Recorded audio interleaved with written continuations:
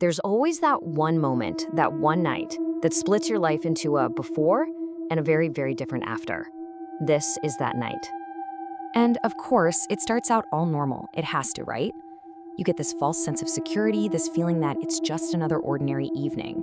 And that quiet, normal beginning is exactly what makes the shock, when it comes, hit so much harder. And boom, there it is. That's the hook. That tiny shift in the atmosphere, that feeling in the pit of your stomach you can't quite explain, but you know it's there. This is where it all begins. So let's set the scene. We've got our narrator, and then we have Shadow, who has always been a companion, a protector. But tonight, that very protector becomes the first real sign that something is terribly wrong. And you see this split right here. It's so jarring. On the one hand, you have the dog the narrator has known forever, a source of comfort, of family, of safety. But on the other hand, there's this new version, a creature that is suddenly completely still, intensely focused, and just gone, unresponsive. And this is what he's so focused on. It's not some loud jump scare noise. No, it's faint, slow, deliberate. You know, the kind of sound that just makes the hair on your arms stand right up. And while the narrator is frozen with fear, Shadow isn't scared at all. He's locked in.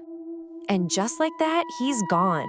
The one thing that's supposed to make you feel safe just vanishes into the darkness, leaving the narrator totally alone with nothing but a pounding heart and this awful ringing silence. Okay, so this is where everything changes. The story totally pivots. It becomes this grim investigation where every single clue seems to be building a case against the last creature you'd ever suspect. And the first piece of evidence, oh man, it is just awful. The narrator walks into their own yard, their own safe space, and finds this absolutely horrific scene. The sheer brutality of it is just sickening. And you can just feel that question hanging in the air, can't you? That broken whisper, who did this? And you're right there with them, already starting to dread the answer you know is probably coming.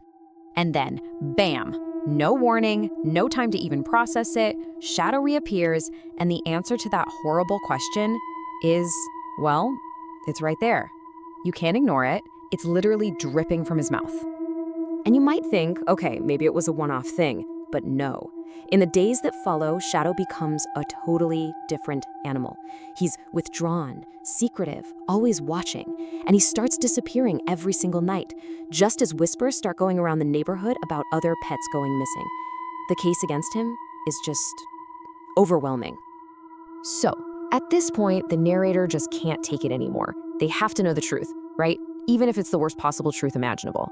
So, terrified of what they might find, they decide to follow him. And what they see just seems to confirm every single one of their fears. It's so fast, so efficient. You see the body lower, the muscles tense, then the lunge. A sharp cry rips through the silence, and then it's over, just like that. You can just imagine the narrator's heart breaking, watching this and believing their best friend is a cold-blooded killer. And this is the devastating conclusion the narrator comes to. This isn't just about animal instinct or survival. In their mind, this feels different. This feels cruel, like he's doing it because he wants to. And that thought is just horrifying. All right, here we go. This is the peak. The narrator is confronting what they believe is a monster. Their fear is at an all-time high, and then just one unexpected sound changes absolutely everything. I mean, can you even imagine that?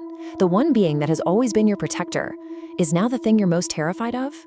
He's walking towards you in the dark, and every single cell in your body is screaming at you to run. And then, this is it. A growl, low and deep, and it cuts right through the silence. But it's not coming from Shadow, and suddenly you realize they are not alone out there. And there it is, the reveal. Two glowing eyes in the darkness. But these aren't just any eyes. They look hungry, dangerous. And in that one single instant, the whole story just flips on its head. Shadow wasn't the monster. He was the guard at the gate. And suddenly, it all makes sense, right? Every strange behavior, every late-night disappearance, every hunt, it all just clicks into place. It wasn't him being a monster. It was him fighting a secret war none of us could even see. And this is that crystal clear moment for the narrator. In the middle of all this chaos, they finally see it. Shadow isn't just fighting for his own life, he's fighting for their life. This was never about him. This was always about them. So now we get to see who Shadow really is. He's not just a dog. He is a hunter, yeah?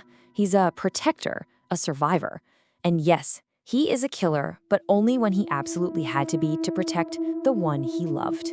And you can just feel that wave of guilt and relief wash over the narrator. All that time spent doubting him, being afraid of him, judging him, when he was never the danger at all. He was the only thing standing between them and it. And that's really what the story leaves us with, isn't it? It makes you wonder, how well do we really know the ones who look out for us? What silent battles are they fighting on our behalf that we never even get to see?